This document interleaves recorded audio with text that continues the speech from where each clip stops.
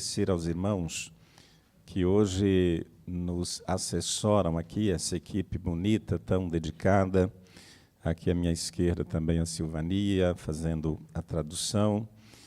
Nossa gratidão a esses irmãos.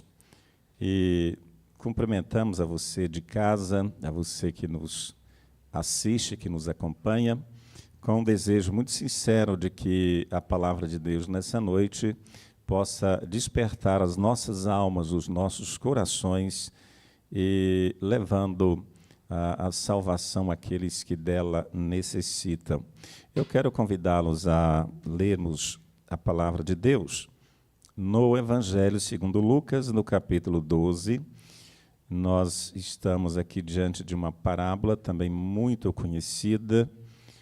Jesus gostava muito desse método, não era um método muito simples, mas muito profundo também, que tornava assim muito fácil o entendimento da sua palavra. Lucas capítulo 12, nós vamos ler a partir do verso 16 e leremos até o verso 21. E ele falou-lhes uma parábola dizendo: a terra de um certo homem rico produziu com abundância. E ele pensava consigo mesmo, dizendo: o que eu farei, pois não tenho espaço para guardar os meus frutos? E ele disse: eu farei isto, derrubarei os meus celeiros e edificarei maiores, e ali eu colocarei todos os meus frutos e os meus bens. E eu direi à minha alma: alma, tens em depósito muitos bens para muitos anos. Descansa, come, bebe e alegra-te. Mas Deus lhe disse: tolo, esta noite te requisitarão a tua alma. E de quem serão estas coisas que tu preparaste? Assim é aquele que para si ajunta tesouros, mas não é rico para com Deus. Eu gostaria de orar mais uma vez. Pai amado, nos colocamos diante do Senhor, na expectativa de que o Senhor fale aos nossos corações, que esta porção da Tua palavra alcance muitas almas sedentas, muitas almas necessitadas, que sejam despertadas nessa noite para a necessidade de buscarem o Senhor, de buscarem a reconciliação, o perdão, a salvação, de estarem preparadas para aquele grande dia. Em nome de Jesus. Bom, aqueles que conhecem esta parábola sabem que o que motivou Jesus a contá-la foi uma disputa por herança entre dois irmãos. É uma coisa triste, não é? Lamentável, mas de vez em quando a gente ouve aí de pessoas brigando por causa de uma herança, enfim. E Jesus, então, depois de advertir aquela pessoa que pediu a sua intervenção, ele então nos conta essa parábola. E essa parábola nos coloca diante de um homem que tem um grande problema. Um problema que muita gente gostaria de ter. Se para alguns o problema é falta de dinheiro, para esse homem o problema é que ele tinha muito dinheiro, a sua fazenda havia produzido muito. Isso mostra que aquele homem era um bom administrador, um bom investidor, talvez um grande empresário do agronegócio, e a sua fazenda havia produzido muito, e o seu grande problema, o seu grande dilema era: como eu vou fazer para guardar tudo que a minha fazenda produziu? Como eu vou fazer para guardar todos os meus bens? Então ele começa a conversar consigo mesmo, né?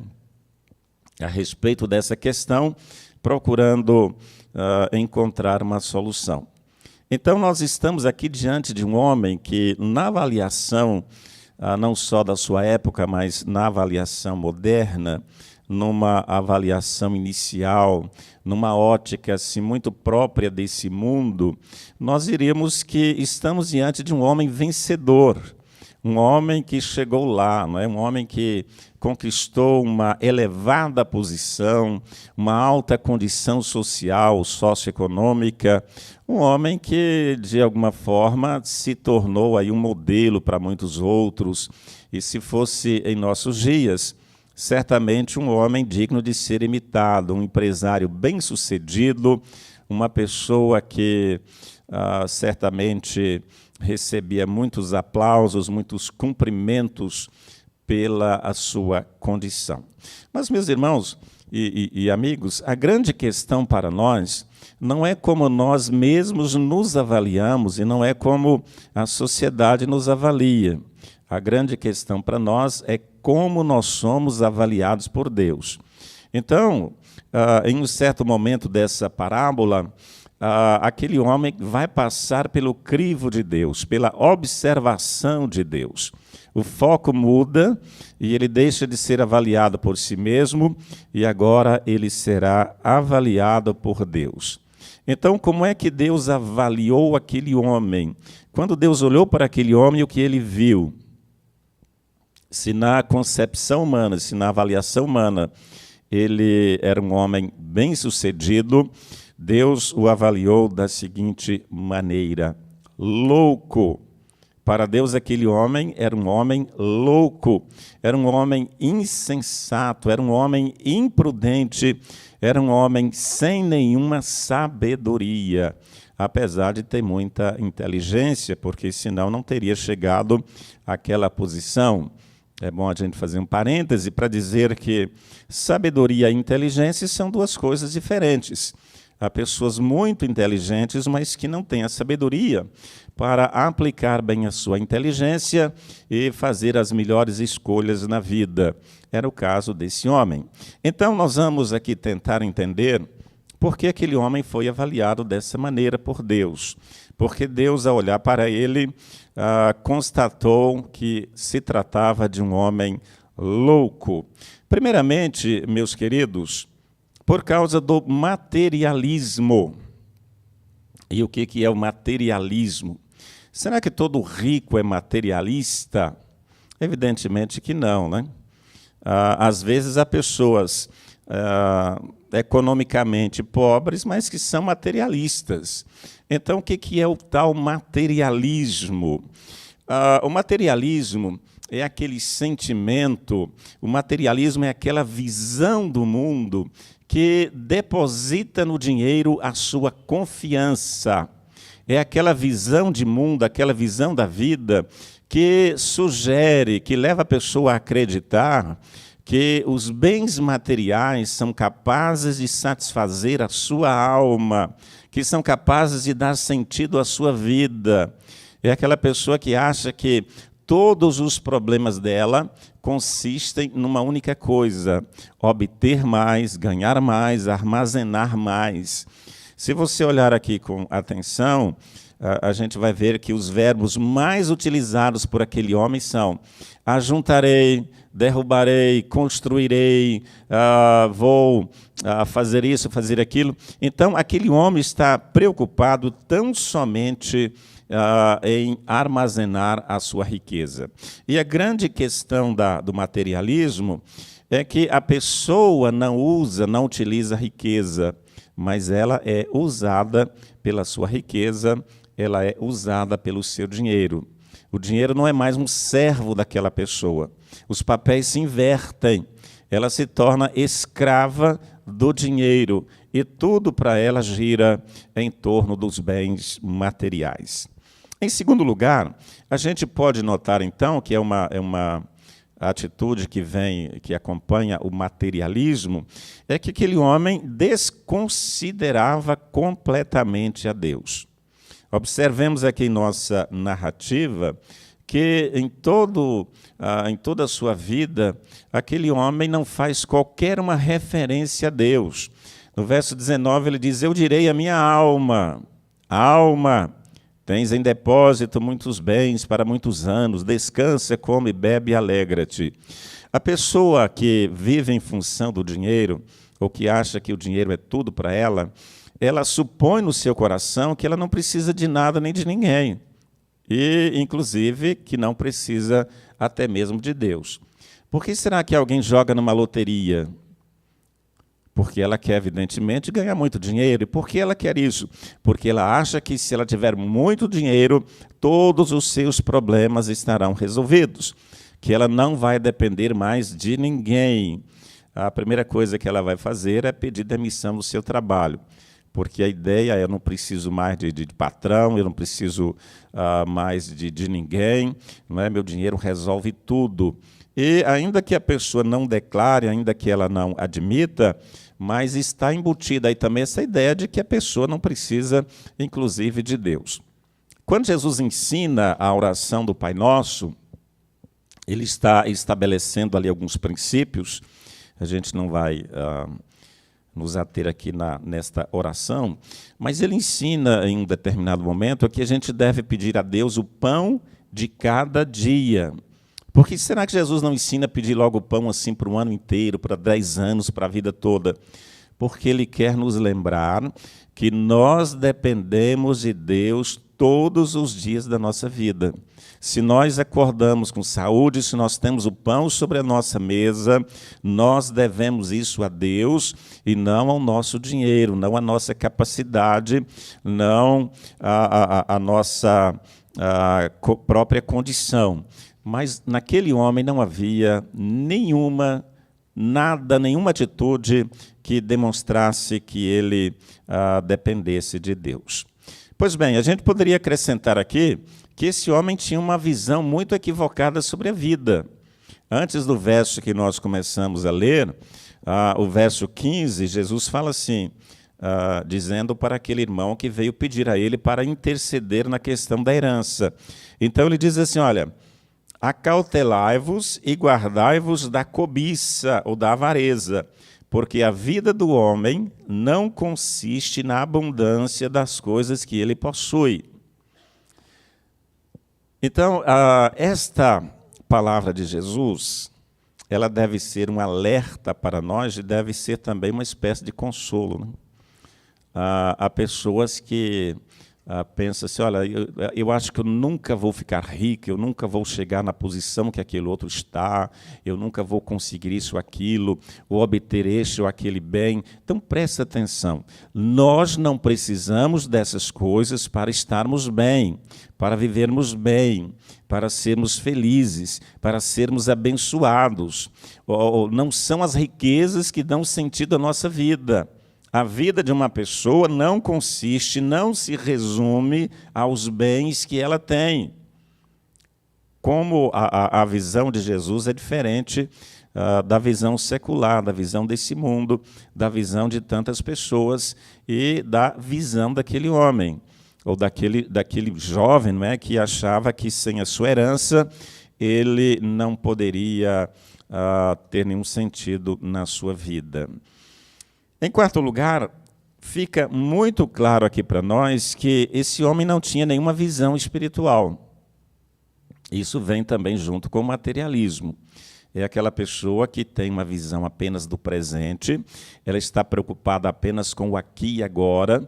A única preocupação dela é viver de maneira luxuosa no presente, é extrair do presente todos os prazeres que ela puder, sejam eles lícitos ou ilícitos. Aquela pessoa não tem nenhuma preocupação, nenhuma projeção de vida para o amanhã. Muito menos uma preocupação com a sua alma, com aquilo que nós temos de mais precioso, com aquilo que nós temos, que tem o atributo da imortalidade, que é a nossa alma. Aquele homem não tem nenhuma visão, nenhuma sensibilidade espiritual. E é interessante que ele diz para a sua própria alma: a alma, tens em depósito muitos bens, come, bebe, folga, se diverte, porque agora você não tem necessidade de coisa alguma, você tem muitas coisas. Então ele diz à sua alma, ao invés de dizer a si mesmo, olha, apesar de ter conseguido esses bens, eu não vejo neles nenhum sentido, a menos, não é, que esses bens sejam um instrumento para a glória de Deus, para abençoar outras pessoas. Ele diz, olha, agora, alma, você pode gozar, você pode se divertir, porque você já tem tudo que você precisa. O homem mais rico e mais sábio que a Bíblia nos aponta, não é, que foi o rei Salomão, à exceção de Cristo, evidentemente, No seu livro de Eclesiastes, já para o final do livro, ele olha para trás e ele está agora fazendo uma reflexão, uma autoanálise, ele está olhando para a sua trajetória de vida e ele diz, olha, tudo o que meus olhos viram e meu coração desejou, eu não privei a minha alma. Quer dizer, eu pude ter tudo aquilo que eu desejei. Mas ele conclui dizendo, mas eu descobri que isso tudo é correr atrás do vento, é vaidade, vaidade e vaidade. Não tem nenhum valor. O fim de todas as coisas, diz ele, é teme ao Senhor e anda nos seus caminhos. É isso que de fato vale a pena, é isso que dá sentido à nossa existência. Mas aquele homem era tolo, não é? A gente pode acrescentar um outro ingrediente aqui, porque aquele homem desprezou a morte, esqueceu-se de que nós não vamos ficar aqui para sempre. Aquele homem esqueceu-se completamente de que a nossa vida tem um fim, de que tudo nesse mundo passa, como diz a própria palavra de Deus, né? Tudo passarão os céus e a terra, mas somente a palavra de Deus é que não passa. Então aquele homem não tinha nenhuma preocupação, não manifestava nenhuma preocupação com o fato de que ele partiria, de que ele morreria, e esse homem então não se prepara para a sua morte. Não é o caso também de muitas pessoas, se preparam para tantos eventos da vida, e não há nada demais em se preparar para os grandes eventos da vida, mas a gente precisa também se preparar para a morte.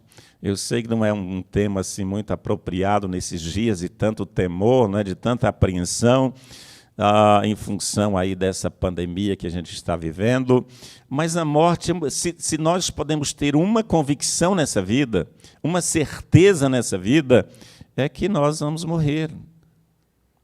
Hoje estava vendo uma matéria sobre as doenças do coração, e são as doenças que matam, que sempre estiveram aí na ponta, né? Matam mais do que qualquer outra doença no Brasil. Então, as doenças do coração continuam existindo. Muita gente está morrendo do coração, morrendo no trânsito, morrendo aí com a violência urbana. E há muitas maneiras isso acontecer. Mas a gente caminha por essa vida assim, fingindo que a gente não vai passar pela morte, de que isso não vai acontecer, que vai acontecer com qualquer pessoa menos comigo. E esse homem não tinha assim, nenhuma preocupação com essa questão. Mas será que nós temos? Algumas pessoas, quando se preocupam com a morte, se limitam a fazer uma reserva financeira, talvez um seguro de vida para deixar a família amparada. Há pessoas até que já compram antecipadamente seu caixão, né? Guardam até debaixo da cama e acham que está muito bem. Mas a grande questão é que nós precisamos preparar a nossa alma muito mais do que qualquer outra coisa. Então, esse homem era louco, também por ignorar a brevidade da vida. Louco, esta noite te pedirão a tua alma. Esta noite você tem um encontro marcado com a morte. Será que isso passava na cabeça daquele homem? Absolutamente não. Ele estava preocupado demais com a sua riqueza. Ele estava absorvido demais com a perspectiva de ter...